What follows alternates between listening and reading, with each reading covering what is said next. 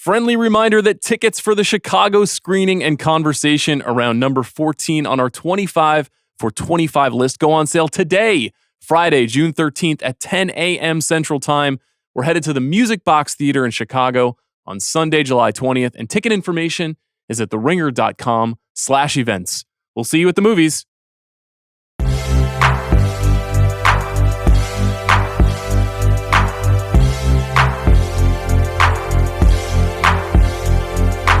I'm Sean Fennessey. I'm Amanda Dobbins. And this is The Big Picture, a conversation show about material things and spiritual journeys. Later in this episode, I'll be joined for the first time by Mike Flanagan. He's the writer-director of the new film, The Life of Chuck. The Stephen King adaptation won the Audience Award at TIFF last year and is now in theaters around the country. Flanagan, best known as a horror filmmaker behind movies like Dr. Sleep, Gerald's Game, and Oculus, as well as a string of successful Netflix TV shows, including The Haunting of Hill House, Midnight Mass, and The Fall of the House of Usher. I've been a big fan of Mike's for a long time, so very happy to chat with him about this departure for him as a movie. We'll talk about that movie here on this podcast. Stick around for our conversation. But first, we've got this pair of very interesting movies to dig into today. Amanda, how are you? I'm well. It's nice to see you. Nice to see you. I love when we get a couple of movies that we can argue about. That are full of stuff that we're interested in. Yes, and to talk about. And I sat through both of them fighting the impulse to text you multiple times. It's the same. I was excited and wanting about to say both of them. things to you, and was like adding things to the document at like 7:30 this morning, being like, add another thing. So yeah, it's fun. I think both of these movies are imperfect, but also very rich to examine. So let's start with Materialists, which is, I think, safe to say one of the more anticipated movies of the year for both you and I. Comes to us from Celine Song. She's the writer-director. She was the writer-director of Past Lives, which was that was in your top 5 of 2023, was it not? I thought and still think it's a pretty magical movie. Very special film. This film is a follow-up. This is I would say, a more Hollywood follow-up, particularly because of the clearly like an increase in budget and star power that accompanies this movie. The movie stars Dakota Johnson, Chris Evans, Pedro Pascal, Zoe Winters, Marin Ireland, Dasha Nekrasova. It's about a New York City matchmaker who finds her life getting complicated when she becomes torn between an ex, who she still has feelings for, and a new bachelor who enters her life and kind of sweeps her off her feet. Chris Evans is the ex, Pedro Pascal is the bachelor. What did you think of Materialists? As I said to you, I really liked it and also didn't think it totally worked. I don't think that all of the fascinating stuff that is in it totally comes together in one movie. And so there are a lot of things that I really responded to, a lot of things that I thought were funny. I think that this is a movie that is in the conversation with a tradition of movies that I really love, and not just romantic comedies. And we'll talk a lot about the trailer, how it's being marketed. And it's not a romantic comedy. It's not really even that funny. Parts of there's some it has its moments. There are some very amusing, observant moments, but it is not. There's nothing slapstick. It's not a 40s rom-com. How about that? And I think it's very smart. I love the way that Celine Song writes. And it is very written. Both of these films today are very written, and we'll talk about the pluses and minuses of that. So I'm really excited to talk to you about it. I still, and I find myself like arguing with myself, being like, okay, but wait, do I actually really like it? Because I have so much to say about it. And I do really like it. There are just some things that like straight up don't work for me in it. The same is true for me. I feel similarly as you, but I feel like you are like a little bit pained by your lack of all-inness. And I think I was pretty nervous about this movie because of the trailer, and I think it revealed itself to be clearly just an urban romantic drama. It does have some comic moments, but it is a very straight movie. And just this morning, well, last night somebody added me and said on X and said, "Are you doing any syllabuses soon?" I haven't done a syllabus in a while, and I was like, I kind of want to, but if I had seen Materialists sooner, I would have done one about Materialists because it's kind of rich with a little bit of movie history in it. And A24, the movie studio that is releasing Materialists, just tweeted out all of the film references that Working Celine on it Song, for weeks, and they just tweeted it out. They just tweeted it out. But in March, she clearly wrote someone an email with all the film references. And if you look at the movies that Celine is referencing for the film, it's a lot of costume dramas. It's a lot of Jane Austen and it's a lot of Edith Wharton, yes. which is definitely what jumped out to me immediately. Absolutely. And this idea of sort of class and finance and wealth informing romance is a huge key. It's kind of the keystone of the movie itself. And then the other critical voice whose name pops up on this list is James L. Brooks. Yeah. And James L. Brooks, who wrote funny scenes, but deep emotional films. Right. And I think at times Materialist is that. So the movie that it reminded me of while watching it, because we get so few movies like this these days, is Marriage Story. Because Marriage Story was a movie that I really, really loved. I loved it more than this movie. But that I think I had more fun thinking about and potting with you about than I did actually sitting and watching it. Right. I don't find myself returning to Marriage Story over and over again the way I would other Baumbach movies. That's true. But it was so loaded with things that like lit my brain on fire. Yeah, but some of the lack of rewatchability is just that it's like very tough subject matter and very, emotional to us subject matter that is handled beautifully. I did rewatch it maybe a year or two ago for some podcast that we were doing and just like found myself in tears again. So that's why I am not like, hey, it's Friday night. Let's, fire up Marriage Story. Even the way I would for, say, Kicking and Screaming or Frances Ha or, I guess, Greenberg. It's 15 years of Greenberg. You want to do a Greenberg pod? Yeah, sure, really, absolutely. really underrated. I'm turning into Greenberg. I think everyone knows that I'm turning into Greenberg, so I'm trying to get around that as much as I can. Yeah. I think the thing that movie did that you've identified that this movie doesn't do is it didn't get me emotionally involved. And there are a couple of reasons why Materialist doesn't get us as emotionally involved as we'd like to be. For me, I'm going to be very careful about how I frame this. Okay. I don't get Dakota Johnson, the actress. Okay. I think she seems like a super cool person. She was on Amy Poehler's podcast this week. Good hang. Great interview. The asparagus bit. It's really good. It's a great episode of the show. Lights Out press tour. And it would also, and I'll do this work for you. She's astonishingly beautiful. Like she's so beautiful and she's so pretty in the movie. And I did find myself just in the movie just being like, wow, your hair's so shiny. And I have like had conversations with friends being like, Dakota Johnson has always been beautiful, but whatever she has put together for this press tour. She's at the right age, I think.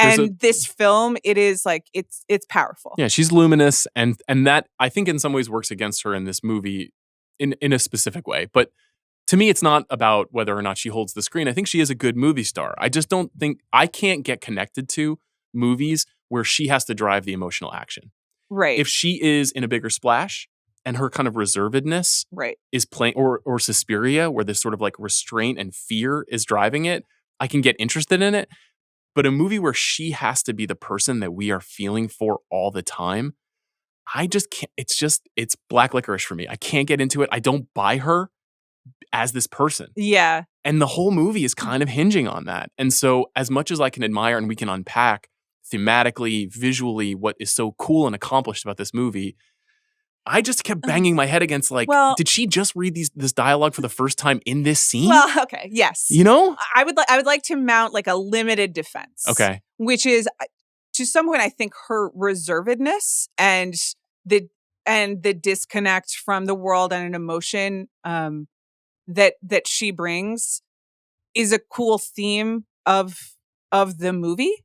And there are aspects of it that work and kind of highlight, I think, what Celine Song is trying to do.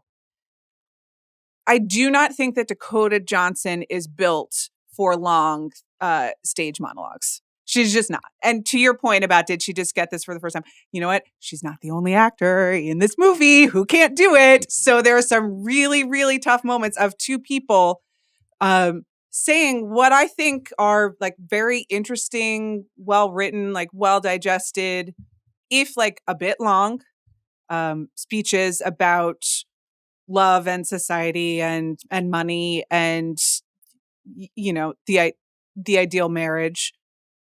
And it just goes on and on and on. So I am with you at some point that the people who are cast to do this work can't sell what they need to sell.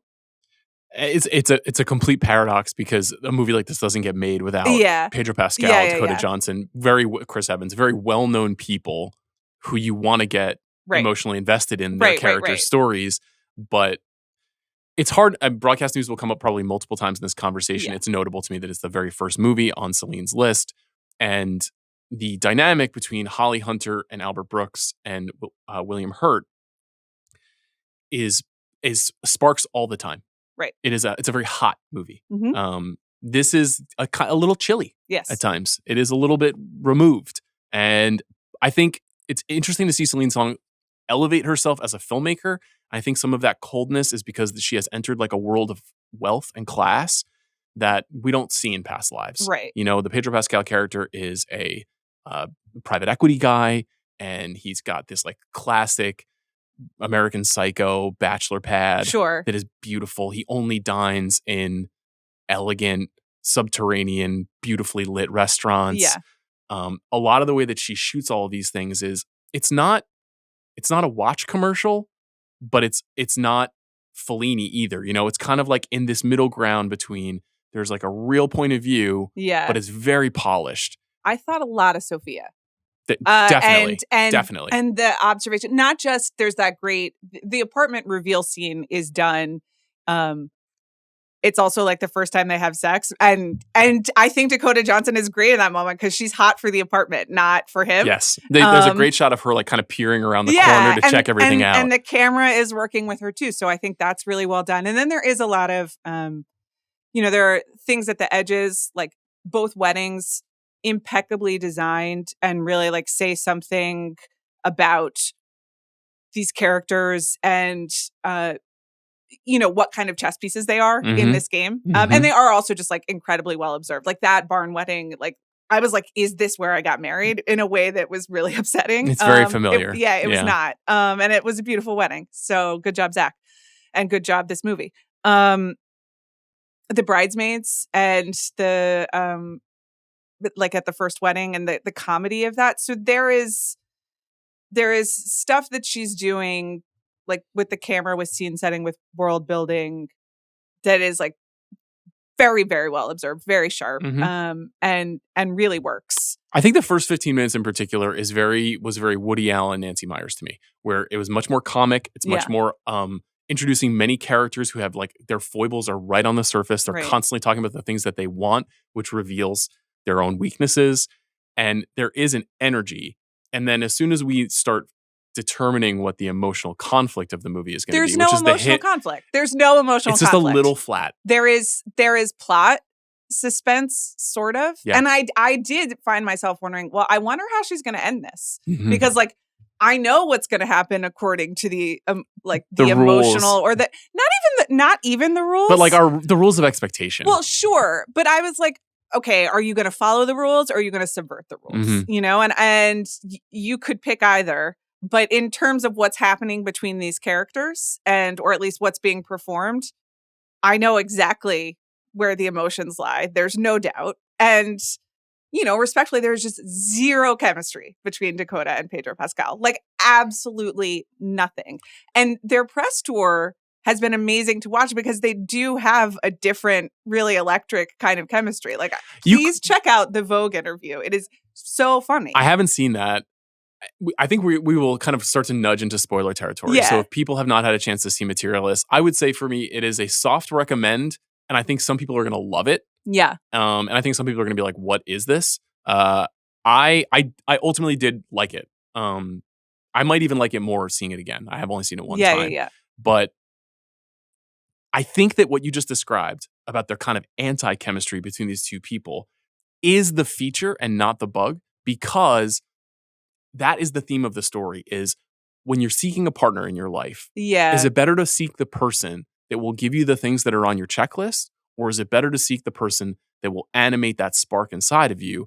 And that's really what Song is interested in, right? Like that's what she wants to explore. But like, no, thank you. Like I'm a veteran of this. Like, should you pick, like, is it Mr. Big? Is it Aiden? Is it something like, thank you very much. Like, and I know when I see like the push pull and the, I would choose this thing or I would choose that thing. And there's just like, but is nothing between them. Seriously, like let's explore that though. Is there ever a time in the movie when you're meant to believe that Dakota Johnson's character is actually interested in Pedro Pascal as a person, because I'm not sure that the intention is for that to exist. Unlike, say, Carrie Bradshaw, right, where you really can tell that she's like, I don't know, I like both guys.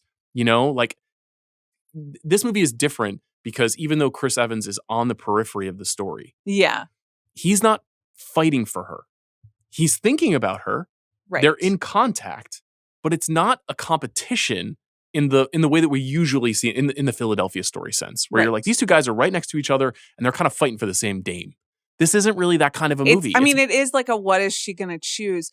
But that character is also given so much, like, even if it's incorrect self-knowledge, but she spends the whole time being like, no, this is how it works. And I know everything. And I know this game and I know this. And I understand that I would only be picking this person for this. And then there is that, like, there's that long and beautifully shot and, for my money, interminable scene at the restaurant, the subterranean restaurant, where Gordon Willis is dining. Yeah, the most shadowy restaurant in New York. I mean, it's beautiful. Yeah. And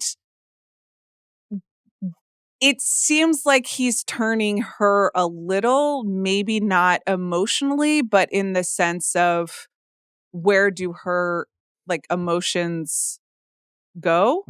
You know? Like, but to me, that scene is really good because he just pulls a move that men pull. Yeah. Which is like direct eye contact compliment, which, like, humans cannot resist. You can't resist when someone just looks at you and is like, I know, but that's what I'm saying. Like, it is very powerful. Do it. I know that you do it, but it is something that, like, most guys I know do it. And it is like, it almost feels like Celine's song has, like, located the particular moves. And maybe it's because she has this backstory where for 6 months she worked as a matchmaker. Right. So she did actually spend time looking people in the eyes, asking them what they want, getting communication from them. And, you know, I don't know if I believe that either of those people are real. I believe that Chris Evans' character is real. That is and she works with a lot of stage actors as a playwright. And, like, she seems to be putting a lot of failed stage actor into that part. These two people feel like more constructs, but she's using them as a platform to explore her own interest in this idea. And, like, a lot of these ideas are basically like wealth and security or passion, which is very Jane Austen, you know, very Edith Wharton. And remember when you finally watched Sense and Sensibility and you were like, I mean, what's the big deal? Like, what's going on with them? I liked it. No, I know, but, like, you didn't. You know, we've made a lot of progress. That you understand the stakes dramatically here. I read House of Mirth in college, and I was miserable reading that book too. So I think I don't. That's just it's not really. It's not my. I was much more interested in a contemporary setting. Like, I think I clicked to it more. Okay. But so I think this movie is ultimately going to be a challenge for us because you're not very into Pedro Pascal and I'm not very into Dakota Johnson. Yeah. And so they are the first 2/3 of the movie in so many ways with Evans on the periphery. Anytime they're getting into those speeches, I kind of dug it. It felt very Sorkin and Mamet to me. Whereas, like, you make exceptions for writers who are being writerly out loud if you like the things that they're interested in. You know what I mean? I don't mind that they're being writerly out loud. I just don't think that the performance of the writing always gets there. And there is both like there's a tone and a pacing thing in this movie that kept sticking out to me. I mean, it has like 5 endings. Like, literally, I thought 5 different times that I was watching the last scene. And I think she kept trying to pull the rug out from you where you're like, you're at a wedding and they're together and you think you're going to have a moment. And there's like, and as you noted, there's like a great front stoop moment. And you're like, oh, that's so nice. Call back, past lives, we're doing it again. But I do also think because there is a disconnect between the 3 characters, or I know that there is an intentional disconnect between them, but I think there also is like a real tonal disconnect. And the way Dakota Johnson is playing it is in a slightly different movie than the way Pedro Pascal is playing it, which is in a like way different movie than Chris Evans, which is like sort of the point. But so sometimes it just, the moments where it's as if they were on the stage together speaking to each other, it's like they're not on the same stage. I agree. There is something just a little off in the chemistry. Let's talk about matchmaking and that as the other angle of the movie, because the other focus of it is that Lucy, the Dakota Johnson character, is, I guess, in her early 30s. And she's 39. She's 39 in the film? Lucy, the other matchmaker? Oh, no. Lucy. Oh, I thought you were talking about Zoe Winters. Not Zoe Winters. Yeah. The Lucy character, I guess, is like 32, 33 I think maybe. She's 32. She was trying to be an actress. That's how she met John, the Chris Evans character, but she's given up on acting. Right. And she says she makes $80,000 a year as a matchmaker, which is not a lot. No, and living does in not Manhattan. Support the apartment that we see at the beginning. And maybe, was that like a winking nod at the I think unreality so. of a lot of these films? Yeah. Okay. I thought that was notable. I mean, it obviously underscores the fact that money matters to her, that like she is thinking about money and you need money to survive, especially in New York City. But this profession is very strange in that it has a kind of like thousands-year arc. The film, in fact, starts with this like the origination of marriage, like the earliest people on this planet. And then the idea of families coming together to create strong bonds and to share wealth and to grow and to build societies is this deep idea that's kind of embedded in it. But most of the people that I know that have gotten together and gotten married in the last 10 years met online. And most people just meet online now. And that like rambunctious and weird bar culture that you and I were in New York is like seemingly a little bit more toned down these days, at least based on the people that I know in my life. And I don't know anybody that's worked with a matchmaker. I do. I'd love to hear about their experiences anonymously, because I find this to be such a odd thing to pursue, to be interested in, to attempt. And the movie does ultimately, I think, come out on the side of like, this is maybe a bit evil, like a bit toxic and quite dangerous when you hear about some of a particular instance that happens to one of her clients. Sure. I mean, the Dakota Johnson character, Lucy, is always talking in terms of spreadsheets. She's a woman after your own heart, and indeed. Maybe that's why I'm a little non-negotiables, and that it's math. That's something that I think she says over and over again. She does. And so I think the movie definitely comes down on the side of it's not. It's not math, or that love is not math. And I think this difference between love and this movie's idea of marriage and what you should, how the two should or shouldn't be intermingled is interesting. But is marriage a business proposition, or is it an emotional experience? Yeah, exactly. And I think the movie definitely thinks that the matchmaking and the mathematic approach to long-term partnership is evil. Is there any truth in it? Like, did you do calculus in your head when you were getting married? No, not at all. But I do also think that Zach and I, like a lot of the qualifications that she keeps repeating of, like similar backgrounds, similar education, like it happened that way. That's Zach and I do actually meet up to the spreadsheet, even if we weren't checking on the list. Same with you and your wife. We went to high school together. So I mean, we have tremendously similar backgrounds. Exactly. Yeah. So, but no, I didn't do the checklist. And I think I was pretty pissed off the first year when I realized that I had to file taxes with Zach. I remember this. I do. Yeah, because I was like, no. It's I didn't think about it as forming a business, and I didn't want to form a business with him. I wanted my own Industries. Yeah, I do. I wanted my own business. Like, we still have separate bank accounts. Like this, all of this stuff. But you go through and you learn that you did form a corporation. Yeah, I would love to see her sequel to this. It kind of explores that. I think they would be really interesting. I think some of the exploration of this idea was a little overwrought. Like, at a certain point, we're kind of like 90 minutes into the movie and she's still doing the kind of like, by my calculations approach to this, which just, I understand why it's like schematic way to kind of follow the story all the way through. But the idea itself of, could you hire someone to help you find this thing that you're looking for? But then more specifically, what's really inside people who can't find what they're looking for is something that is an aspect of the movie. It's a smaller aspect than Lucy's quest to figure out whether or not she wants to be with either of these guys. But Zoe Winters, who people probably best know as Logan Roy's assistant come lover in Succession, plays one of Lucy's clients, I would say somewhat desperate 39-year-old woman who is sort of ordinary in every way per Lucy's description. that she is like not great at anything, but not bad at anything. All of her attributes and characteristics are nice. Yeah. They're good. And that lack of specialness that Dasha Nekrasova from Red Scare talks about with her. It's so funny to me that Dasha's just in movies now. Podcasters can be anything. The Smartless guys have a mobile network. Congratulations to them. They really made it. I'm super happy. Should we start a mobile network? I don't really know what that is. I don't really either. Okay. Is it just like poor Jack has to go and like connect people's calls like operator style? I don't wish that on Jack anytime soon. Maybe it could just be a service that's like, don't make this phone call, which would be my advice.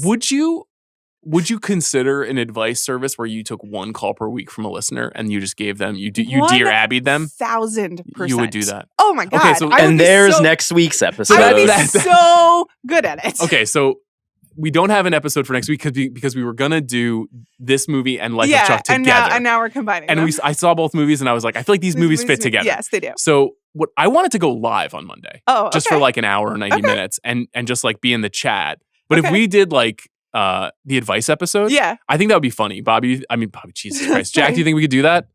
I think we could make it work. I feel really connected to our listeners right now. The nice ones anyway. And really ready. You can Dear Abby it. Yeah. Jack, do you think you need to navigate what we answer, or are we looking at the chat while we're live? I think I should probably throw you some bones. Yeah. Yeah, that probably makes sense. Okay. That could There's going to be a lot of guys in the comments being like, Sean, sign my Blu-ray. Yeah, we got to shout out to those guys. We love you. I just want to say skincare questions, Jack, are allowed. Okay. I don't know about that. But absolutely. Anyhow, did you see that Chris shared his skincare routine? I haven't listened yet, but I will. It was amazing. He went and got every single product. Check out Jam Session. How many products does he have? He had at least 4 to show. And then I had to follow up about sunscreen. Are you wearing sunscreen? There's SPF in my moisturizer, but that's the only thing I put on every day. Okay, that's good. That's good. Little dime of moisturizer. That's it. SPF. There you go. I got a lot of sunburn at Disneyland and Legoland last week. I got to tell you. Yeah. Let's go back to Zoe Winters. Okay. That scene's really funny where they're talking about how she's kind of unspectacularly fine. Right. But that character becomes tragic because as the story goes on, she's in her attempts to kind of find anyone who will click with this woman. He sets her up with this guy, Mark P. And it turns out that Mark P is number one, voiced, never seen, and voiced only, voiced by John Magaro. Instantaneously recognizable. Yeah, and I got to see this movie with Rob Mahoney and Joanna Robinson, which was really fun. And the moment you heard his voice, Joanna was like, "Oh, it's John Magaro!" It was just a very exciting. And then the movie went on. Would you like to share what happens from there? Unfortunately, this is not the John Magaro of Past Lives. This is the Mark P of Materialists, and he assaults Zoe Winters' character on their date when she goes to the bathroom. And Lucy, while she's kind of entrenched in this relationship with Pedro Pascal's character, and she's trying to figure out like who she is, she eagerly like seeks out Lucy's approval on Mark. Doesn't hear back from him, or doesn't hear back from her. She calls Mark. We hear Don Magaro's voice. He's like, yeah, it was a good day. I think I would see her again. Yeah, I don't know if it'll be serious. And immediately we're like, okay, something's wrong here. Yeah. And we learn that he has assaulted her from her boss, played by Marin Ireland. How wonderful to see Marin Ireland not in a terrible horror movie. Exactly. I'm used to seeing her having her eyes gouged out by a demon. And in this case, she's just a boss. Basement. Yeah. Yes. So Zoe Winters' character decides to sue the matchmaking service that Lucy works for. And then this sends Lucy into a kind of a tailspin of like, is what I'm doing wrong? Right. Is everything about my life wrong? What is love? Is this pointless? Is this hopeless? And that I would say even more so than the will she pick him or will she pick him feels like the narrative thrust of the movie. I'm not sure that I ultimately got to the conclusion of that feeling though. Like, is by choosing the person that she chooses, and we can get into Chris Evans momentarily, does that answer the crisis that she's having in the second act of this movie? Well, I think the film thinks it does. I don't think this is handled particularly well. Mm-hmm. And I think it's valid to open up all the questions and like, what am I doing? And is everything wrong? But the resolution, and again, spoilers, is that after not being in touch, the Zoe Winters character calls Dakota Johnson because the, faceless Mark P is outside her apartment. And she's terrified and like doesn't know who else to call or to help her. So Lucy answers the call, goes with Chris Evans, like helps her get a restraining order. But which is all good. But then in the movie, it's like that event is what leads her to really, reconcile or invest in Chris Evans. And there's a little bit of like implied cause and effect of like, oh, this person had to be assaulted in order for you to like choose love. That was maybe not even intended, but to me it didn't sit right. I think that is definitely a little bit messy. The when I was watching it, what I struggled with was just a very simple straining of credulity around why would this woman call Lucy? She literally says on the phone, "I don't have any friends in the city." Right. I'm like, why do you live in the city? Yeah. What do you even what? You don't know anybody except this woman whose company you're suing? This is the only person who can come and help you in this moment of need? Yeah. That just seemed pretty crazy. I mean, just a gaping plot hole where I was like, huh, you just took me out of the movie by saying that out loud. You know what I mean? Yeah. I mean, that's all valid. I mean, then that, they race back from the at the site of your wedding. Yeah, at the site of my wedding. And then what town was that in? So I don't remember. I remember what the event. Your wedding. No, I know. You don't know the name of the town that you were married in? No, because it wasn't even a town. It was called Handsome Hollow as the event space. So shout out Kate, who runs Handsome Hollow, did an amazing job. No free ads. No free ads. Wow. But I don't know. It was like Western Catskills. Okay. Sort of. Cool. Remember? Yeah. I mean, you was were there. Yeah. But you stayed in the Airbnb next door, so yeah. you didn't have to do anything. Yeah. That was awesome. Yeah. That was nice. That was a fun wedding. Very fun wedding. But that she would like immediately be led into, I had like security concerns. I'm like, why are you buzzing this random person into your home if there's someone else outside? You know what I mean? And then you're just like going to hang outside on the stoop and make moony eyes at Chris Evans. I don't know. I thought the movie was, if not tight, I found it to be very controlled all the way up until they went up to the wedding. Yeah. Upstate. And then the movie kind of gets a little bit loose in how it kind of wraps itself up. And it's hard because this is a framework that, if it's not Jane Austen, it's Hollywood convention is our expectation. Right. And it wants to subvert it, but it knows that it can't because we've already set up this Chris Evans character in the way that we have. So let's just talk about Chris Evans quickly. Yeah. He's been taking an absolute beating on this podcast for about 2 years. From you. From me. It's because I believe in him. Mm-hmm. And I really want better for him. And I really like him. And I've seen him in a couple of interviews with Dakota Johnson for this press tour. And I'm like, he's clearly like a cool, smart guy. It's kind of a simple guy. Yeah. Which is okay. Did you see the clip of their non-negotiables for dating I did not. IRL? So his is, and literally Must Love Dogs. I don't know if he knows that that's a 2000 and he's just a bro. Film. Yeah. Must Love Dogs. And then Dakota Johnson says, don't be an asshole. Which was live on the Today Show. So then Amazing. She gets in a little trouble. Okay. So, yeah. Good rule though. Yeah. I think his character in this movie is fine. I think his performance is very good. I think it really utilizes his charms very well, which is that he's this incredibly handsome guy, but has like a little low hum of loser energy that he can access. And part of why I have not enjoyed him in movies in the last few years is because he keeps taking parts where he's like, I'm the hero. And it's really boring. And he was a good Captain America because he's like the wimp at the beginning of the movie. And then he utilizes his Evansness to become a superhero.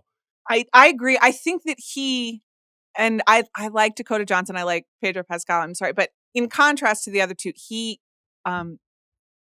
is like very like emotionally forward. Yes. And there are a lot of shots of him like not saying anything and just giving Emoting. Sort of like the longing puppy dog stare. And it works every time. He's totally agree. So good at it. And I respond and just kind of swoon to it. And so that and in some ways that's in the text, right? Because he is the emotional choice versus Harry, the Pedro Pascal character, who is the financial choice. Mm-hmm.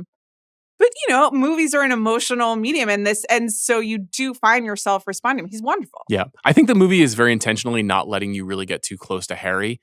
but it kind of hurts the movie because you never feel like it's ever going to be Harry at any time when you're watching it. And so that desire that you want when you're watching a movie like this to kind of figure out where our hero, our star, our lead is leaning, never really exists, because when she's shooting Chris Evans sitting on the ground outside of a bodega on the phone, you're like, God, I hope he gets what he wants. Gosh, he's a portal of empathy. Yeah. And she shoots his apartment really well. Also, it's so gross and so familiar. Yeah, we've been there. I mean, I'm so happy to be not living in New York City. I'm so glad to no longer be dating men with roommates. Did you ever date a guy who lived in Sunset Park? Apparently that's where he lived. No. Okay. Though I think, Zach was like South Park Slope. He was in Greenpoint when he and I became friends. But by the time I met him, no roommates. So that was good. Yeah. Yeah. He had a nice apartment. I liked his apartment. Yeah. I think that Evans is good in this. He obviously has less to do and is less of the focus of the movie. I certainly feel like I've also seen that absolutely terrible off-Broadway play he was performing in a couple of times in a warehouse somewhere on the outskirts of Brooklyn. That just feels like a world that she really knows and a person that she really knows. And that was part of what I was responding to, that it was just like a little bit more lived in, a little bit more naturalized, as opposed to this sort of, I can feel her moving the chess pieces a little bit with Dakota Johnson and Harry and the private equity world. And let's talk briefly about the Harry character. There's a big reveal about this character, which I think is actually I thought was pretty good. Yeah, and it was funny. I was in a packed screening because there's real anticipation for this movie. And it was like funny to clock everyone realizing in real time. And it like, as soon as I saw one, I was like, oh, of course. Yes. Because it's Chekhov's like height surgery is too weird.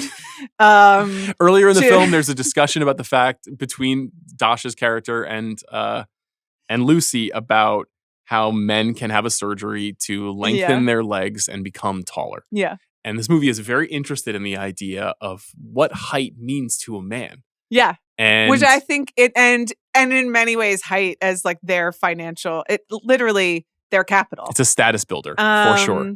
Which I think is pretty true. So yeah, I guess so. It is. It's just like I'm sorry to say. And anyway, so it is revealed that Harry, the Pedro Pascal character, has in fact had this height surgery. 6 inches, he says. And there is one fantastic shot at the end of that scene where he like crouches down, and it kind of pulls back and wide, and you see how much shorter than, and it's like very effective. And this conversation in the kitchen, when it becomes clear that they're not going to be together, that Lucy has made the choice that she can't be with him because she doesn't love him, and she knows that he doesn't love her, but that they have come to this conclusion that they should be together, was the most James L. Brooks to me in the movie. Yeah. This was the closest I thought, because it felt very true, and it felt like where she's driving the whole time, where she's like, I know I'm getting to this scene where they need to have this conversation. And she had landed on this idea of lengthening your legs as that being like a checkable box, and this being his fatal flaw, his Achilles heel, his ancient wound. Right. He's a short guy. Yeah. And he's got short guy energy and he can't get around it. Yeah. And that being a psychological blocker. Me, I couldn't relate. Just not something I understand. You have tall guy privilege and you walk around with it every day. And I do. Really. I do. What must that be like? I don't know. Congratulations. But I thought it was really clever. I like this part of the reveal. I like that this is how they kind of broke them up. Yeah, and it was fun. Like, people gasped in the screening, which was pretty funny. And as soon as I saw it, I was like, oh, all right, this is clever. It was good. Yeah, no, it's good. One other thing I want to note is I love the music in this movie. So good. Incredible needle drops, like really tasteful, like in my brain, needle drops, Cat Power, Harry Nilsson. There's a Daniel Pemberton score that is very elegant and subtle and doesn't overdo it. The music, I think, is the thing that immediately clued me into what kind of a movie it is. Like, as soon as you get that kind of wide shot in New York of people, the crowds moving down the city streets, and you hear the Cat Power Manhattan needle drop, I was like, oh, this is like a Mike Nichols movie. Yeah. This is a Nora Ephron movie. You know what I mean? Like, there's just something different energy wise. And I'm ultimately grateful for that. I wish the story was told a little bit differently. And who's an actress who would be better in this part? Who's an actor who would be better against Dakota Johnson? I don't. It's like a rude thing to do, but I couldn't. Watching it, I couldn't help but try to get my head around who would be more engaging as a dramatic performer. Because there's a great moment in the movie where we've just seen John's performance of his play. Mm-hmm. They go to a dingy Brooklyn bar afterwards. Harry in his like rich guy sort of dressed down outfit. Lucy being supportive of John. Lucy and John are having a conversation at the bar and they're talking about acting. And she says, I always love to watch you act. And then Lucy's character says, I was never any good at it. I don't know how to talk. I don't know how to stand. And I was in my deepest mind was like, is Celine's song, is she making fun of Dakota Johnson? Is she making fun of me thinking this about Dakota Johnson? Is Dakota Johnson being self-aware about some of the feelings about her kind of like affectless distance as a performer? Yeah. I don't know, but it was unmistakable that scene is in the movie where her character is like, I can't act. Yeah. Which is something I've been saying about her for 5 years. She does have incredible presence though. I agree. I'm trying to think of what actor could really, I mean, the answer to your question is Jennifer Lawrence, which is the answer for every single under, 30 to 35. Yeah. That would be interesting. And she I used to think she couldn't do this kind of thing, but now I think she can. She can. She's all emotion, Do you think they went to her? Maybe. Seems possible. Yeah. Who is the man is the question for me. What if it was Brad Cooper? Oh, wow. I could see it. A little older. Yeah. Needs to make a move. That's a good one. Okay. It's good. What could have been right there. What could have been? I like Chris Evans where he is. I think there are some people who are listening right now who are like, Pedro Pascal is my favorite actor. And they're very upset with you. Well, that's what's new. We've talked about how we talked about in the 35 over 35 episode, how this is a big summer for him. Yes. That he's got this movie and soon Eddington and then Fantastic Four First Steps. So you think he's 0 for 1 thus far in his quest to become a big star? I think he's miscast. The same way that you think Dakota Johnson is miscast. Yeah. He has presence and I've liked him in other things and I am going to see both of those films. Yeah. I definitely like him more than you. Yeah. I don't know if he's perfect for this movie, but I like being with him in movies and TV. I think I do too. I just think that he's wrong in this part. I was going to ask this about the next movie that we're going to do, but does this movie have any like awards chance? I don't really think so, but is there like an original screenplay nomination out there possibly? Like what if there could be a hit? Yeah, and I know I was out last night and like 2 separate people who have babysitters lined up to go on date night to see this movie opening weekend. So I think there is like a core group of people who are excited about it. And maybe people will respond differently than... so far, at least the critical response is... I would say soft positive. Yeah, but like with heavy notes. Which is what we just did. Jack, is this like high on your radar? Very high. I reached out to Amanda to try to see it early. Unfortunately, timing didn't allow it because I was in Colorado. But I mean, Past Lives was a huge movie for my girlfriend and I. Okay. Yeah, I guess How'd you guys meet? Are you willing to share that on the podcast? Sure, I'm willing to share that. In high school, my girl best friend went to a camp called Girl State. They actually made a documentary, 824 Boys State and Girl State. They met there because my girlfriend now was roommates with a girl who went to high school with my best friend. And they met and clicked because they thought the whole thing was incredibly ridiculous. Okay, great. And then this was during the senior year of high school. So over the summer, lots of grad parties. And we just met at grad parties. Okay, so through people. Yes. All right. And also you're dating a Girl State alum. That is true. That's pretty rad. That's fascinating. Yeah. Maybe we'll get into that in the future, Jack. So no Oscar stuff. But we think this is going to be like kind of a mid-level hit. I think in this screenplay mix, maybe. Yeah. I'm excited about, this is now the 3rd movie in a row that Justin Kuritzkis and the Celine song Union has created about a guy love from the triangles. past versus a more, modern modern choice. Mm-hmm. Yeah. What's going on there? I also noted it when we left. What's happening? I don't know. Write what you know? Yeah. How many times can you write it? How many times can you explore this concept? Maybe we'll find out. Honestly, here's the thing, though. Are we going to do our top 5? Yes. Because we'll watch it every single time. So I think it's great. I think if you're as good a writer as those two, then absolutely. I mean, the thing that's interesting to me about Celine's song is that, So she was also a matchmaker in addition to having like this long lost, because Past Lives was also pretty autobiographical, as I understand. So, I mean, she just seems like she's living a cooler life than me. Well, her other thing is when she was on the show a couple of years ago, by the way, great guest. If you didn't listen to that, if you've seen Past Lives since then, I encourage you to go back. She was such a cool person to talk to. But she was like, what I really want to do is write a movie about poker. I'm really into poker. And I was like, you are the coolest person I've ever met. So yeah, she's a real, she's what great. Are we doing? Yeah. Okay, movie love triangles. Now, just quickly, do you see this as a love triangle, this movie? Like in the classical sense? I mean, it's a who should she choose? Okay. Which is sort of the setup. And yeah, so yes. Okay. Let's do our list. We share a number one. Yeah. And it's come up already. But let's number 5, go ahead. Past Lives. Yeah. Really, really great. Don't forget that. And I also just really did want to point out that there's a continuous theme here in Celine Song's movies and also her husband's work. Her husband, is a very nice guy also, by the way, and a good interview on this show. Also a guest of this show. Did she choose correctly in that film? In Past Lives? Yeah. Yeah, I think so. Okay. It's a tough one. My number 5 is Fight Club. I think this is really funny. I don't think I really understood until somewhat recently that that's what this movie is really about.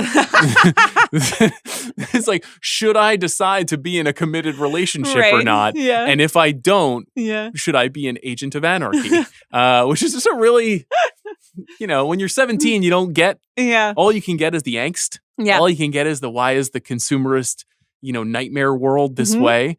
But this is, should I just decide to put a ring on that girl's finger? Right.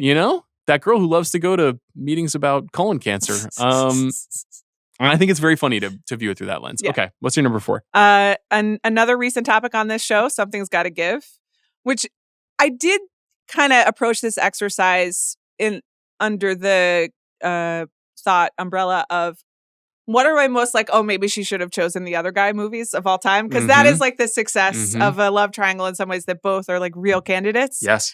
So obviously Keanu Reeves, the faceless Hamptons doctor who you insulted on this podcast, and who I just not a real person. But it is like a real.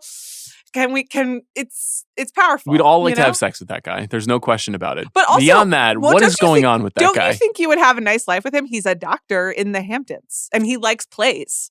And Paris. He just is not real. I don't know what to say. He's just a complete fantasy. Yeah. Written by a brilliant middle-aged woman. Yeah, And no disrespect to her. Okay. I'd love to encounter, what is my version of Keanu Reeves wandering into my life out of nowhere? We all have that thing. Sure. And I respect that she created that thing. Okay. It's a great pick. My number 4 is Burning, which is a 2018 Lee Chang-dong movie, a South Korean film about a guy who gets entrenched in a very complicated world driven by kind of like trickster devil figure played by Steven Yeun. And it's like, it's a little bit unclear like how much of it is actually a love triangle, but the movie is very good at focusing in on like when you're competing against another guy and the other guy just has moves that you don't have. Yeah. And you can see the woman responding to the other guy, and you're spending time together, the three of you. Not all of these movies are about like we're all together at the same time. In Fight Club, they're never together at the same time. But there's a famous scene in this movie where they get high and they're sort of standing outside and they're like looking up at the sky, and you can see that Yoo Ah-in and Jung Jong-so and Steven Yeun like have this very fraught chemistry together, and the movie popped into my mind immediately when I was thinking of this idea. So that's Burning. That's a good one. Okay, number 3 for you. Reality Bites, an absolute classic, and also a real marker of your own age and your own view of the world, because in your 20s, obviously Ethan Hawke is the choice. And then you get to your 30s, you get to your like Lucy materialist phase, and you're just like, well, Ben Stiller has a job and a car, and he like shows up when he says he does, and like the editing wasn't that bad. Sometimes you do kind of need an editor, And then now that I'm in my 40s, I'm back to you got to do Ethan Hawke again. Interesting. Yeah, which is like a new recent you had thing. a time where you were into Ben Stiller. Not just that, just like, what he represents. Into it. I was just kind of like, that is like the obvious choice. I see. That's the practical choice. Okay. You know, if you have your Lucy materialist. It's interesting though, because you are not interested in someone that I would say is artless. There is an artlessness to Stiller's character. He, of course, directed the movie, which is very funny that he cast himself in that part. Okay, that's cool. It's good to know. So you're back on your Hawk bullshit. Yeah, of course. Yeah, stay tuned to this podcast. Yeah, exactly. In case you want to hear more about that. My number 3 is Being John Malkovich. Not a lot of movies. 2 women and 1 man. That's true. And increasingly fewer movies about 2 women who want to be together. Right. Instead of with the man. Yeah. A different kind of construct, but in this case, one of the women needs to go inside the body of a man. Is this a quadrangle? Or is John Cusack just fully cucked out and doesn't have any participation? So it's only between John Malkovich's body, Charlize Theron's, Cameron Diaz's soul? Yeah. And Catherine Keener's verve, desire? Right. I don't know. I think John Cusack is on the outside looking in. So it is a proper triangle. I think it counts. Okay. Being John Malkovich is 3. What's your number 2? Philadelphia Story, the original, the blueprint for every single one of these. OG. Featuring Katharine Hepburn, Cary Grant, and Jimmy Stewart. And then just like fighting each other while she laughs. An iconic film. Also iconic, Casablanca. I'm glad you did this one. I was like, I can't do Casablanca because I always do I was surprised it would be an incomplete list without Casablanca. Yeah. Another interesting question of did she pick right? Famously discussed in When Harry Met Sally. That's right. Another movie that is referenced in Materialists, like pretty explicitly. It is, and in our doc, you noted that like it uses that tool of into camera like confession, dating stuff, which is a really good point. I think the thing that I found to be so different from When Harry Met Sally versus this movie is anytime Billy Crystal talks in that movie, it's funny. Sure. He basically always has a line throughout the entire film. Yeah. And Materialist doesn't work that way. It's like none of these actors are really like Chris Evans is kind of funny, but he doesn't have a funny part. Right. So even though it's using tools, it's not a comedy, but in the same way that just like When Harry Met Sally is a foundational text of people falling in love on screen and the different ways that you can do it. It is definitely intentionally referenced. Okay, I agree with you. What's our number 1? We share a number 1. Broadcast news, obviously. Yeah. And I guess it's telling that our number 1 is the one where she picks herself. No one. That's the whole point. That is why that movie is such a magical. Is there a name? Kelly Taylor later on 90210. Yeah. Wow. That's quite a pull. And there are definitely between Brandon Jason and Dylan. Priestley and Luke Perry. Yeah. Okay. Wow. Okay. Ultimately, she Did you mistake me for Bill Simmons with the 90210 drop? And but Kelly Taylor choosing herself. I think I learned about Kelly Taylor choosing herself before I learned about Sister Carrie. Yeah, no. The works of Theodore Dreiser and Edith Wharton. Well, sure, all of those things, but before I learned about broadcast news. So sure. Yeah, me too. What's Jenny Garth up to? I'm so glad you asked. Have you noticed that she's sponsoring the stretch of the 134 right by our house? I swear to God, like the Adopt a Highway thing, it just says Jenny Garth. And every time I drive by, I'm like, I want to get a picture. It's just Jenny Garth. Just Jenny Garth, not like her family or no context. It's just Jenny Garth. Should the big picture sponsor a stretch of highway? I guess we could. But I just I'm driving always, so on the highway, so I can't. What stretch of highway would you want to sponsor? What's your favorite place to be stuck in traffic in Los Angeles? I mean, I would obviously be a stretch of the 2 for us. Yeah. Yeah. That is by far my favorite highway. Right, the only good highway in Los Angeles, in my opinion. The only one that isn't fucking destroyed at all times. Yeah. Okay, this was a great exercise. We have another movie to talk about. We sure do. I'm just going to put this out there. I know that you're not going to like this movie. I'm okay with that, and I'm ready to discuss it with you. You did text me and you said, I'm putting this movie that you'll probably hate on the schedule. So I didn't hate it. The movie is The Life of Chuck. Yes. I'm not sure that I would call it a movie. Let's explore that. But I would just like to say that parts of whatever it was that I saw were charming to me. Okay, I'm happy to hear you say that. I mean, most of it I disagree with, but, I was charmed by. How interesting. Yeah. Okay, so The Life of Chuck is, as I said, written and directed by Mike Flanagan. It's based on a Stephen King novella, I guess, short story, basically, from his 2020 compilation, If It Bleeds. It stars Tom Hiddleston, Chiwetel Ejiofor, Karen Gillan, Mia Sara, Carl Lumley, Benjamin Pajak, Jacob Tremblay, and Mark Hamill. Who still cannot act. We can talk about that. It is ostensibly the story about a man named Chuck Krantz having an experience of life. Mm-hmm. That's kind of your very vague log line. It is a classical Castle Rock production Stephen King story in the mold of, well, I saw it a second time at the Vista, and they did the old trailers ahead of the movie, and the trailers that they showed were Stand By Me, The Shawshank Redemption, and The Green Mile.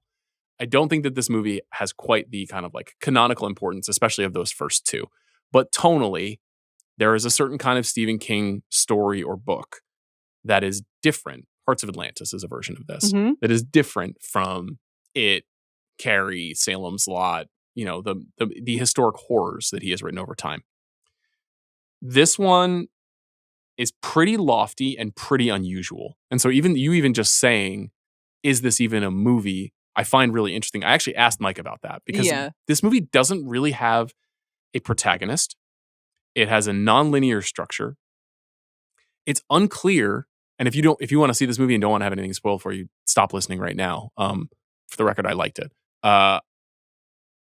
It's unclear if it's a death dream, if it's a memory, if it's an anecdote that is being retold, if it is just merely like a kind of a deathbed engagement psychologically.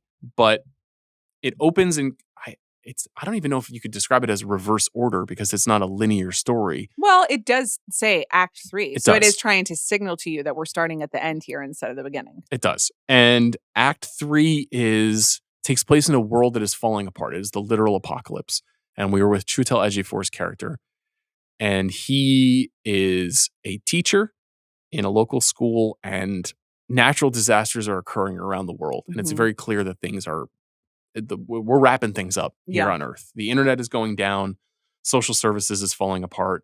Doctors are walking out of hospitals and abandoning patients. Sinkholes are opening up. Yes. Just natural life is unable to be explored. This is Pornhub is down. Pornhub is down. My favorite part of the movie. David really S. Malchin's really great.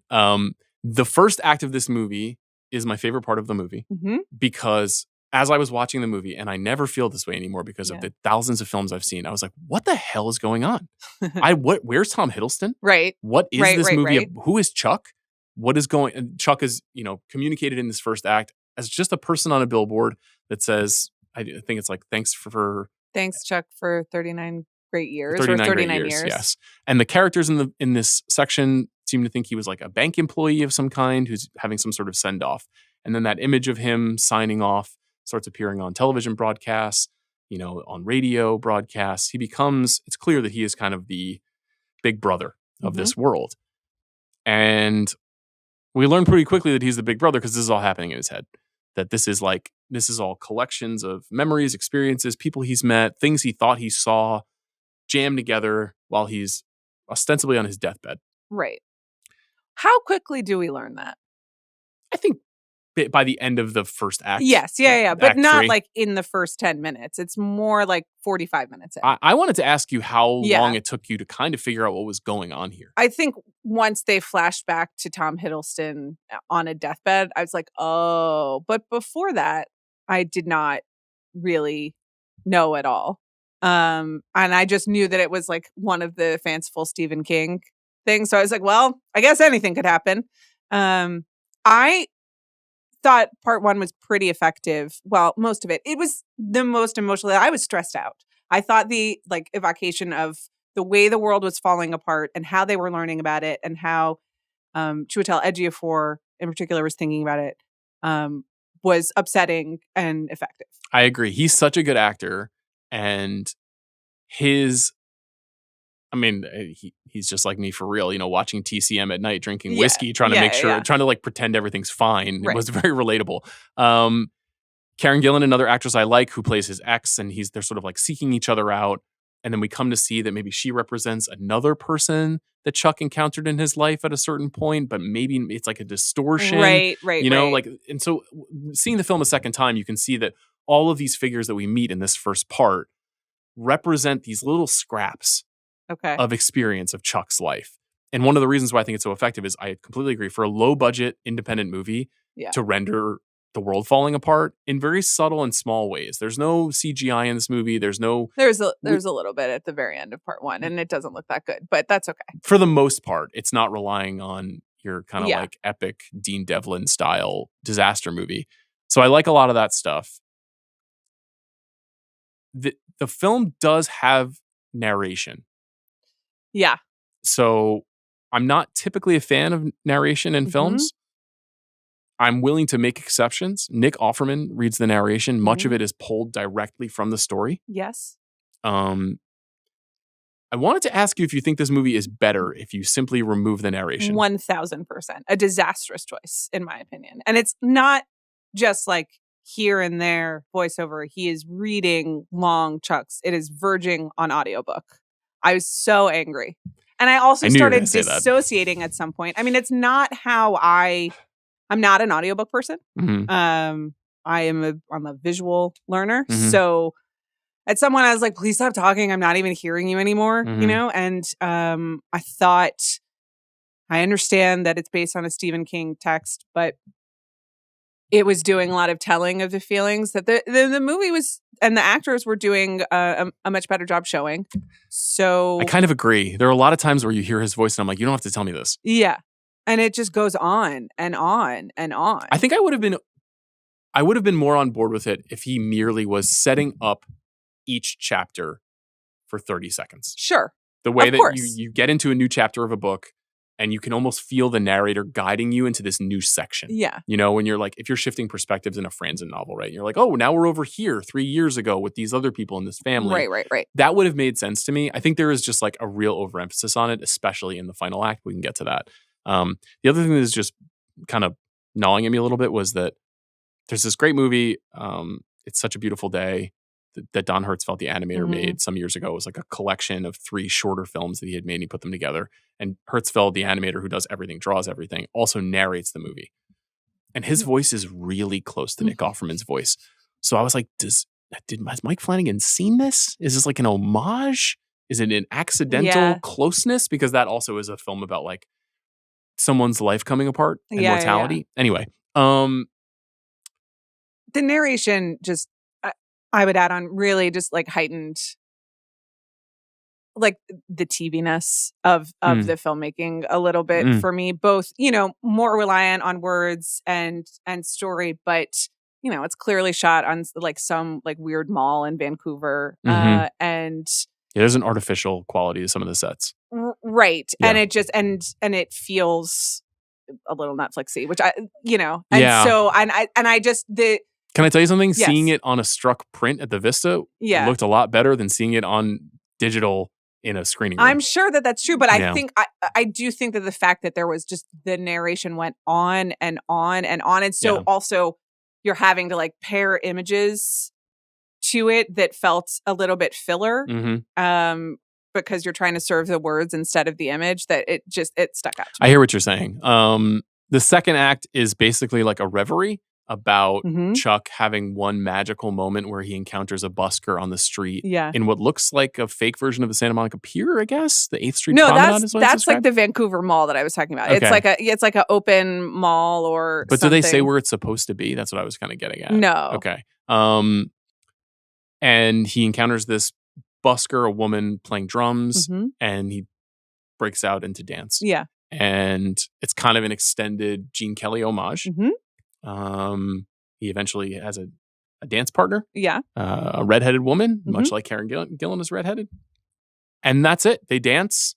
They create movie magic for 5 minutes. It's like the majority of Tom Hiddleston's screen time. Yes. He doesn't have a lot of dialogue. They reflect on why they danced with the busker afterwards, and they split the money between them that they earned because they've drawn this incredible crowd because of this amazing dance that they perform. But that's really it. Yeah. There is a very interesting moment at the end when Hiddleston and the redhead kind of part ways, and Hiddleston is sort of he's had a couple of moments of like gentle physical distress. Yeah. where he's kind of like clutching his head, and you can see he's like having a bit of a spell or an episode. And I think this is kind of indicating to us like he has cancer, something's wrong, he doesn't know what it is. The narration has let us know. Yes. Yeah, that's happening. A thing I wish they hadn't communicated. Right. And then in the background, I don't know if you you see that certainly the girl on roller skates who appears in the first sequence. And then I noticed that the other nurse that Karen Gillan worked with was sitting at a table. Sure. And there are all of these people that you can see, okay, all of this is like these little strands of his life that are being pulled into his experience. Did you think that sequence was meant to be something that actually happened, or a memory that was distorted of a day that could have been? I couldn't quite determine how we're meant to understand that. I didn't think that hard about it, to be honest. It didn't. So I guess it didn't engage me in that level. I will say I was incredibly charged by it. It's really good. Yeah, listen, get really people well dancing on screen. And I was like, so this is why it won the Audience Award at Toronto. Yes. It's great. It's a happy making moment in the movie. In a movie that is otherwise like full of Walt Whitman and, and exploration of sadness. And the world ending. Yes. In plausible ways. I like this part too. Act 1, it loses me a little bit. Because it is protracted and it is defined by a lot of that narration. And then you've got these long stretches of time transpiring where the Chuck character is going from like 7 to 11, and he's spending a lot of time with his grandparents because we learned that his parents have died in a car crash. His mother was pregnant with a little girl when they died. And a lot of time is spent with Mia Sara and Mark Hamill, who play his grandparents. Mia Sara, film icon. Yeah. Truly a magical force in movies that I think has only appeared in 4 films. Yeah. It was really nice to see her, as beautiful as ever. People, listeners may know her from Ferris Bueller's Day Off, or from, oh my God, what's the other one that I'm forgetting? We were just talking about this on the Tom Cruise movie, Legend. Oh. And I thought she was very good in this movie. Mark Hamill. I can't. Mark Hamill, is an obsession. Yeah. Amongst multiple generations of people. There are certainly the Bill Simmons, Amanda Dobbins school people that think Mark Hamill can't act, right? There are other people who think that Mark Hamill has kind of settled into grouch par excellence. They're like, that's kind of what he does. He has a very craggy voice. He's a very famous voice actor now. For years, he voiced the Joker on the Batman animated series. That's like one of his most famous performances now in his career. He plays a drunken account grandpa in this movie. And when Mia Sara's drunken account grandpa. Yeah. And, to our point about math and the balance between love and the stars and the cold, hard facts of decision making in Materialists, this is where these two movies kind of come and meet. And the same ways they kind of like don't quite finish to me. Yeah. This movie is, I wrote down that it's very wet. Some movies are dry. Okay. Yeah. You know what I mean? I know what you mean. Steve Jobs, the movie Steve Jobs, that movie is dry. Yes. It's quick. It's got pace. Yeah. It barely catches its breath. It's smooth. Mm-hmm. Everything flies. Mm-hmm. This movie sits in its feelings, and it's really soggy. It has so many of them. Yeah. Yeah. And it wants you to cry, and you might cry. I didn't, but it did elicit emotional reaction for me, and not just like anger that Nick Offerman wouldn't stop talking. But it does. It has that pull. It gets you in certain places. Both the cataclysmic stuff at the beginning, and the dancing. There is another dance sequence, and despite myself, you enjoyed it. Of course I did. Well, we learn in this final sequence that Mia Sara's character introduces Chuck to classic movie musicals, which is why we see at the beginning of the movie Chiwetel Ejiofor watching the 1941 movie CoverGirl, great Gene Kelly, Rita Hayworth movie, a redhead. And that movie kind of like pops up at the beginning of the movie. We see that is it is the least known of the all-time classics in the blockbuster stack in this movie, which I think includes West Side Story, Singing in the Rain, All That Jazz, and Cabaret. Yes. And then the fifth film that they watch is CoverGirl. And we see that Mia Sara's character teaches Chuck how to dance.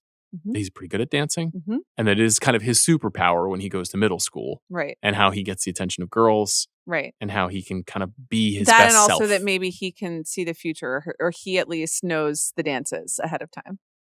Yes, which then plays a part in the end of the movie. Moonwalk. Is it that he invents it or that he's just copying what he's seen? That was my impression. Well, but you think he invents it? Well, they have never seen it before. So I think that he has some sort of like future dance site.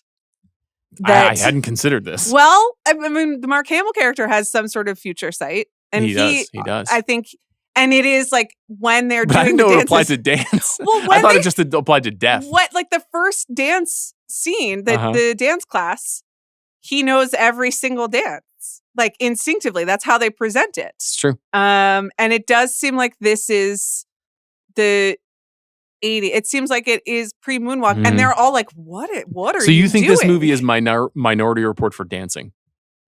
I mean, it's a good take. There are worse interpretations. It's a really good take. I think I just agreed to let this movie have me. Yeah, and I think you have to do that to enjoy it, and I think it will have it'll be really divisive, and I think people are gonna be like, "This is treacle crap," and other people are gonna say, no movie touched me more than this one this year. I think, it's like a lot of things with us. We constantly are talking on the show about like films about children that you just have a different relationship to it now because of the stage of your life that you're in. Yeah. If you've been through anything that this movie is trying to get at, you're just probably going to be a little bit more sentimentally open to the earnestness that it is attempting. Right. Or also if you're you're a Stephen King nerd, and so 100%. You're like, you are very open to this style of storytelling. I am. And this strain of sentimentality and this sort of like unexplained supernatural, but it all works out. Yeah. This is the metaphysical or it doesn't strain. work out, yes. but we all feel our feelings together. Mm-hmm. So I think it's totally valid. I think it's also very, Flanagan is really interesting. It's very much a part of his mission. This is really like, in some ways, maybe a movie that explains his mission. Now he's made some really gnarly horror movies, but most of those movies I find are about the distance between people, like our inability to connect. Gerald's Game is a movie that he made that is also a Stephen King adaptation about a woman who becomes like, who's having a sexual sort of BDSM moment with her husband. In the movie, it's Bruce Greenwood and Carla Gugino.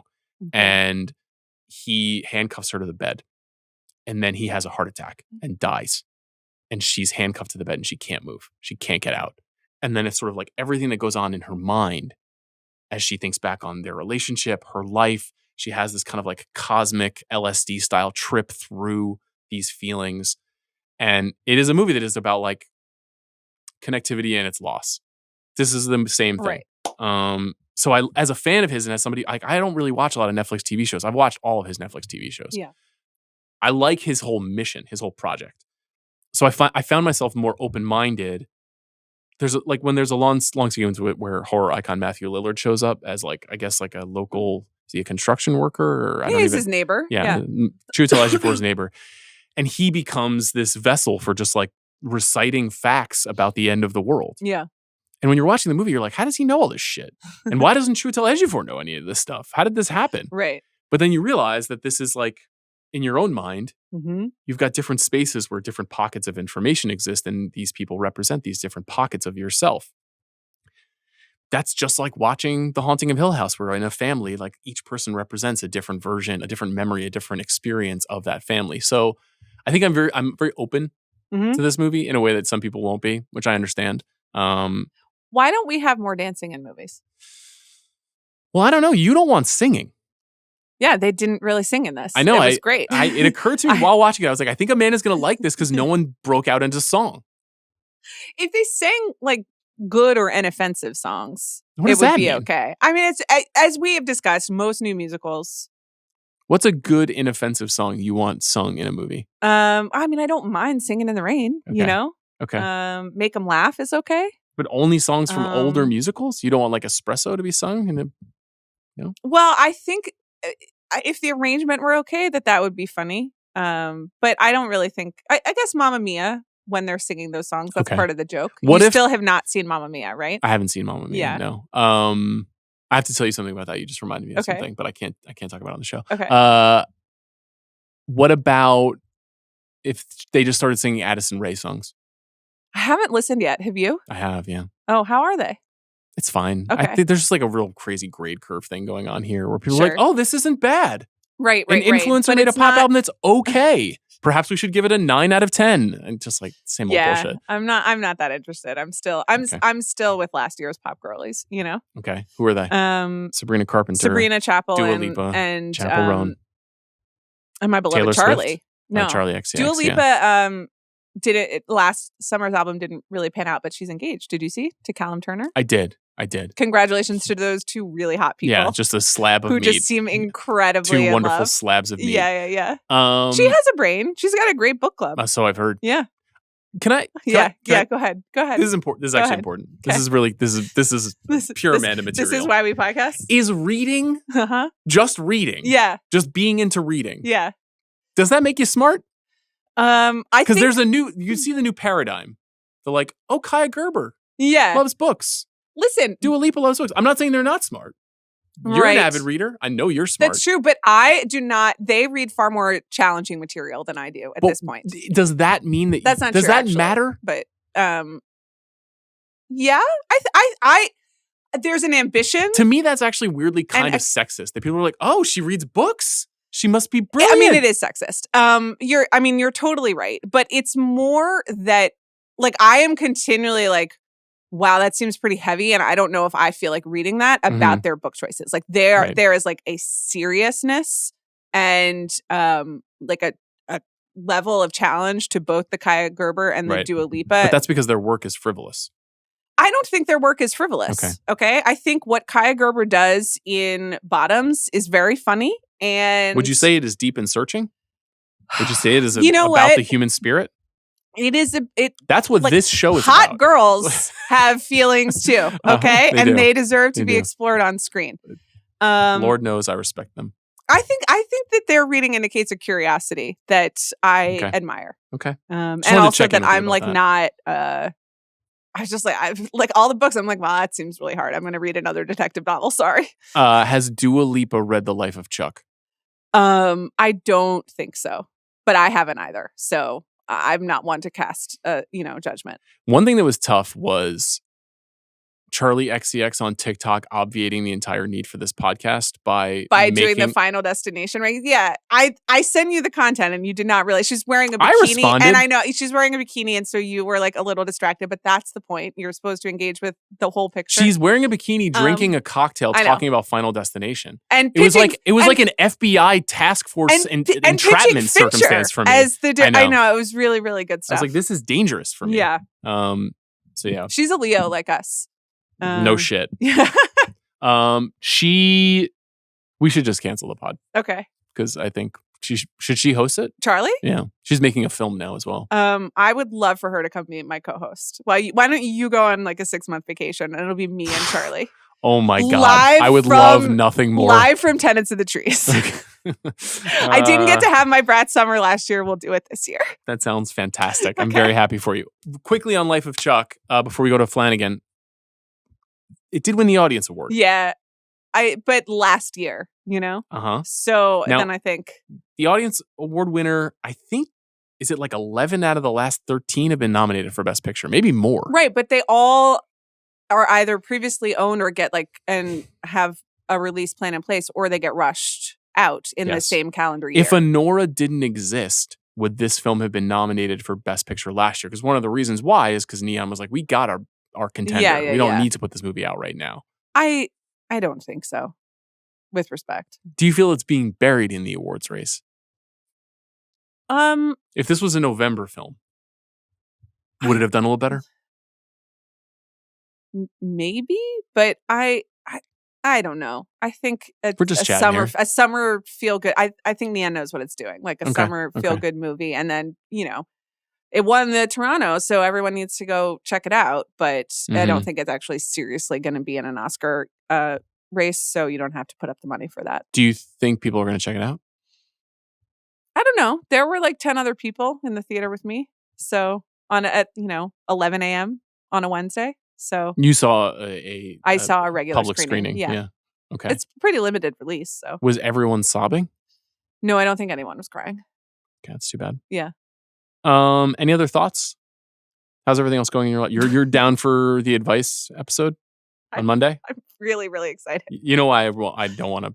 I told you it's because it's Father's Day. I appreciate. I really that. don't want to have to turn my Sunday over. I do want it on record that like I still had an episode to prep for after Mother's Day.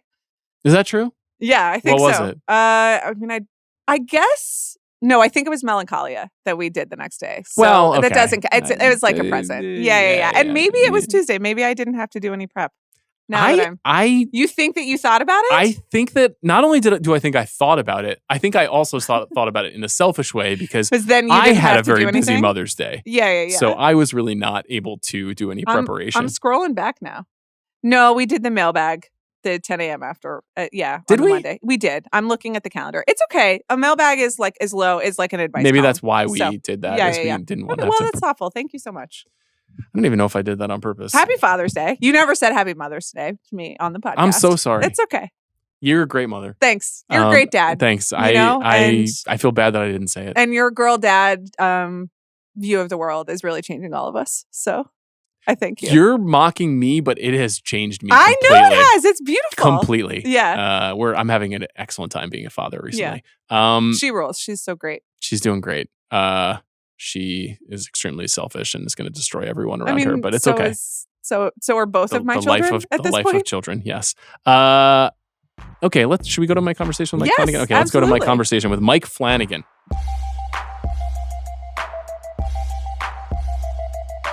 For the first time on the show, Mike Flanagan. Very excited to speak with him today. Mike, I revisited Hush last night and I clocked the bookshelf of Stephen King novels, which I don't think I picked up on last time I saw it. And this is obviously not your first go around with adapting Stephen's work, but did this one feel specifically different in any way? Oh yeah, this one was very different for me from the start. I mean, when I first read the story, I thought it was different from anything I'd seen from Stephen King in a very long time. The structure was so unique, but the thing that struck me about it was this was a story, obviously not a horror story, but a story that didn't have an ounce of cynicism to it at all. And that's just, I mean, I can count on one hand how many stories I've come across in my life that exist in that rarefied place of total earnestness. And so it was clear to me that my approach to it would have to be radically different from any of the other work I've done. But yeah, its differences made it, I think, kind of irresistible to me. Do you talk to Stephen about these adaptations at all? Do you ask permission to make changes? What is the process like? Oh yeah, Steve has an amazing perspective on this that he's grown over the years, being adapted so much. Where he says, "The book is the book, the movie is the movie. The book is mine, the movie is yours. I will stay out of your way." And he believes, and I think he's right, that he can't lose in that equation, because if the movie's terrible, people say the book is better. And if the movie's great, they say, of course it's great. It's based on a great book. And so he keeps a very respectful distance. That said, he has an enormous amount of approvals. So when it comes to cast and scripts, I've gotten to talk to him a few times leading up to an adaptation. The biggest one being the conversations around Dr. Sleep and around incorporating the Kubrick kind of cinematic language into that, knowing his feelings about that adaptation.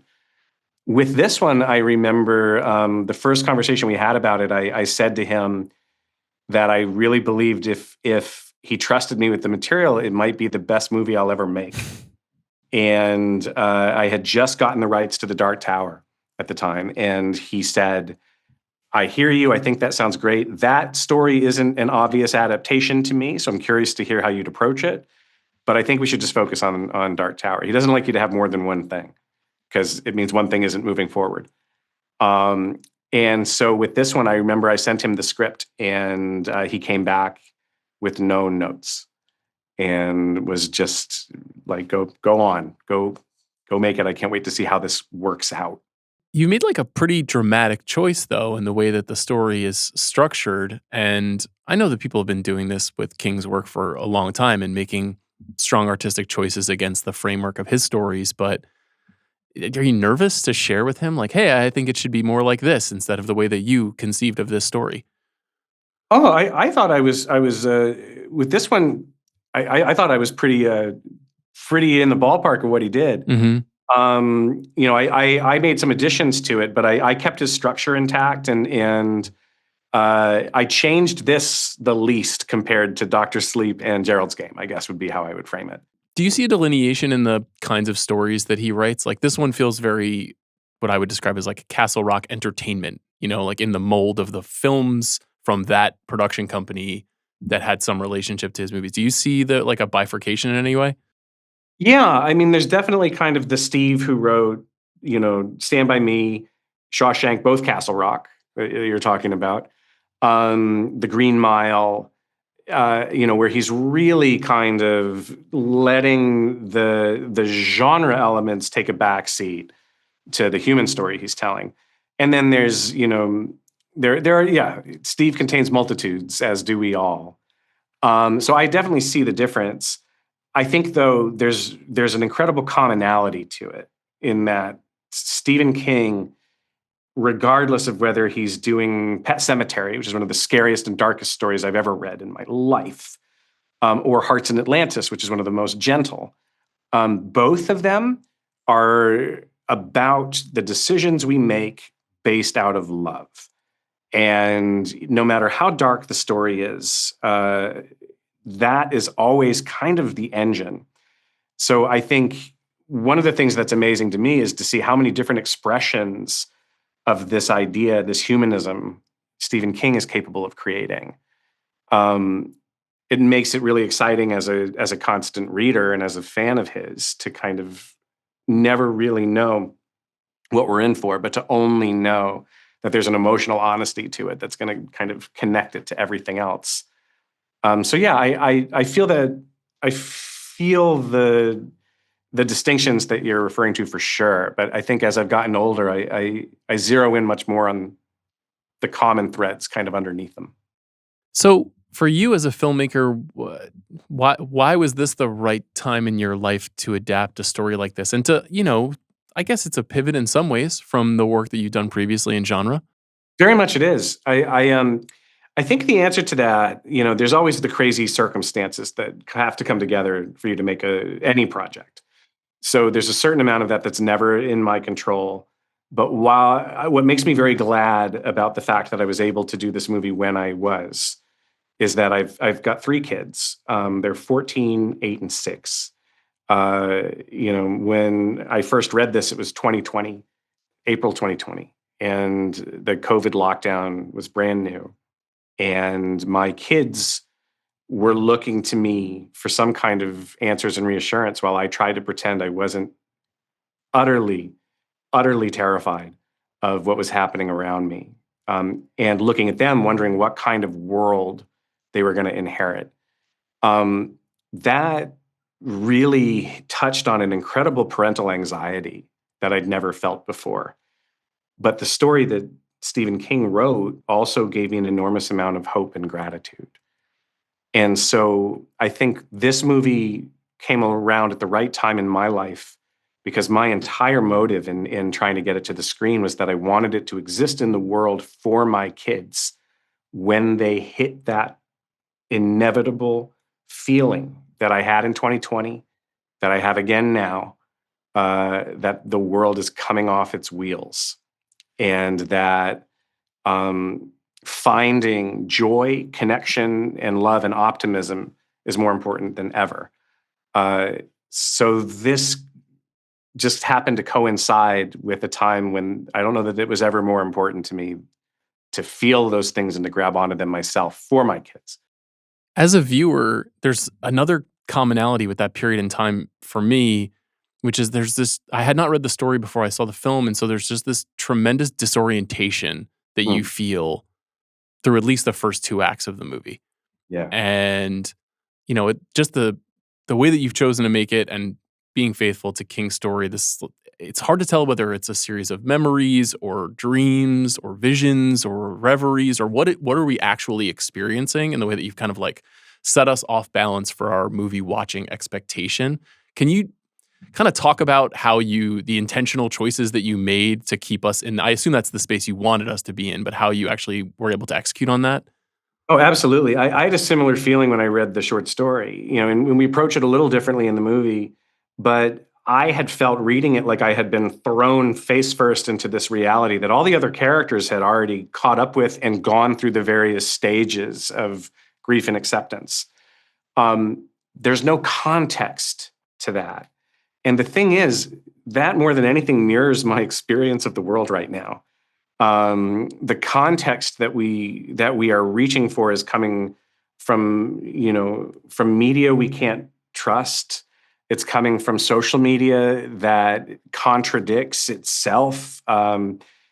The idea of truth and of all these grounding forces that would help us orient ourselves in reality have all been ripped away or distorted.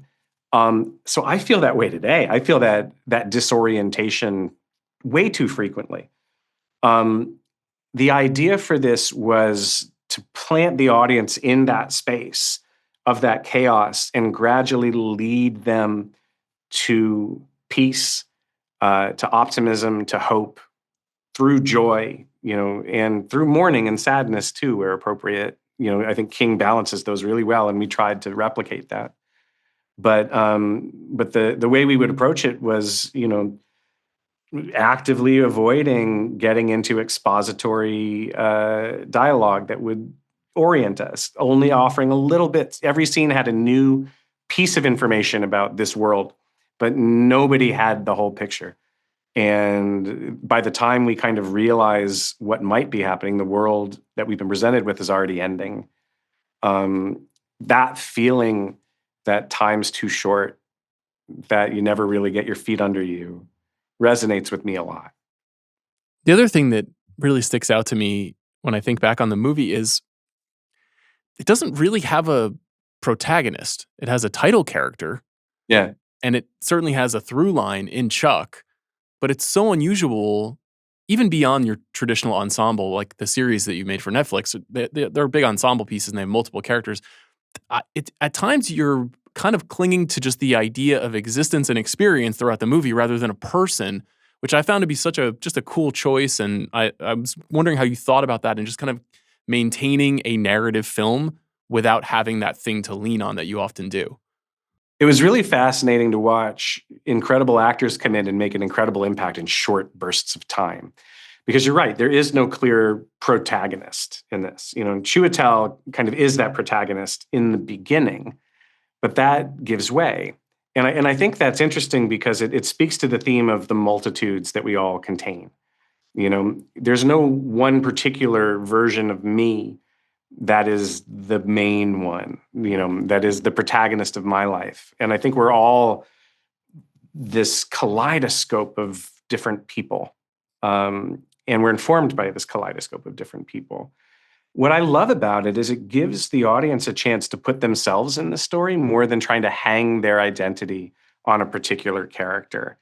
Chuck's kept at a distance. You're right, he's the title character, but certainly not the protagonist, even though I think by the time Benjamin Pajak is on screen, it feels the closest to feeling like, oh, that's our protagonist. But he's not there for an hour. This is a very interesting and very strange way to tell a story. Chuck is specific, but Chuck is also meant to be all of us. And we're meant not to be hanging on the events of his life so much as thinking about the events of ours. And withholding a clear protagonist allows us to do that. It allows us to immerse ourselves in these different vignette moments and start to experience it as the kaleidoscope it is. I think that's closest to how we experience life. Certainly not how we're taught to make movies. So it was completely uncharted territory for me and for the cast, but it was really incredibly rewarding for that. I found it uniquely engaging, and I really liked how you executed on it. I wanted to ask you about the thin line between corniness and sincerity. Sure. And how do you tightrope walk it with material like this? Yeah, and that was something we knew going in was always going to be the tightrope, that we would be walking, and that ultimately we would never get a consensus on the other side of it, because all of us are in a different place when it comes to that. The rule of thumb that I tried to embrace was to never be cynical, to never be dishonest, and to never try to make anyone feel anything.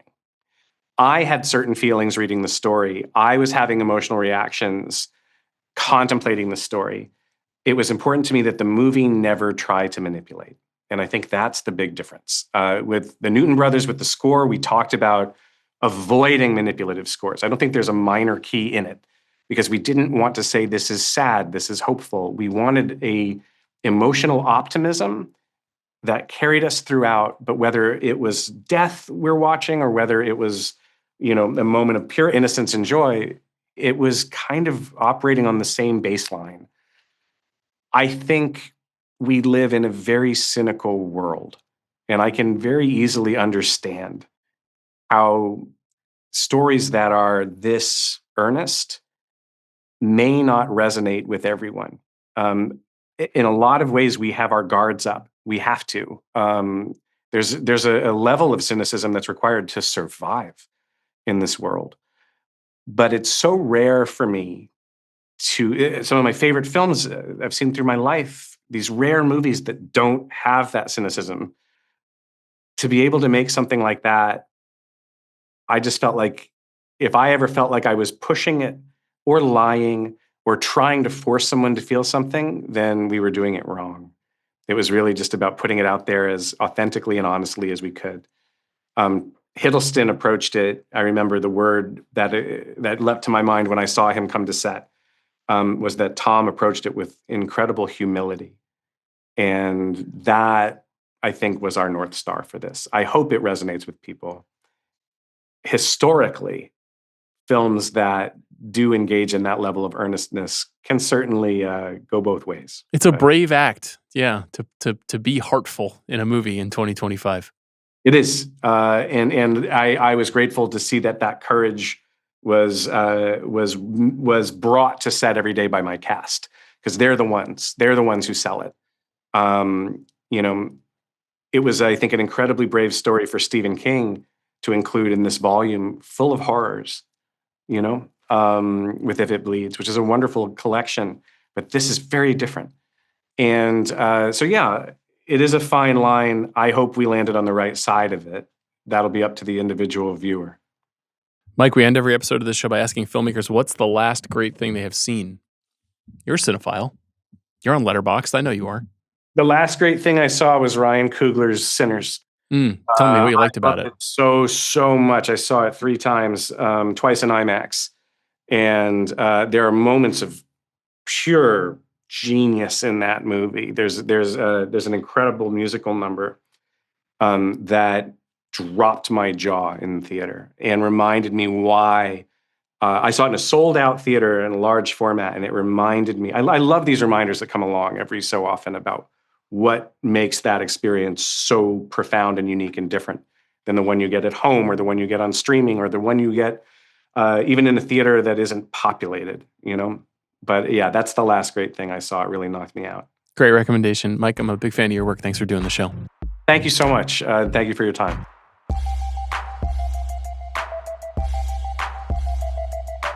Thanks to Mike Flanagan. Thanks to Jack Sanders for his work on this episode. On Monday, we are officially doing it. Confirmed. 9:30 a.m. PDT. 12:30 p.m. EST. We are going live on YouTube. Why'd you say PDT and then EST? That's how you're supposed to do it. Really? Yes. Standard and then AP Pacific book. Daily? Yes. Okay, well, who decided that? I don't know the answer to that question, but you are messing with our plug right now. We are going live on YouTube on the Ringer Movies channel to do Amanda's Advice Corner. Yeah. And you just saw some of the incisive questions that will be asked as we solve your problems together. So if you want to chat with us and more specifically get Amanda's deepest, darkest thoughts about how we delineate time in this country, hop onto YouTube at 9:30. You can ask us some movie questions if you want. Yeah. But I would say if there are things in your life that you need clarified, this is the gal for you. We'll see you then.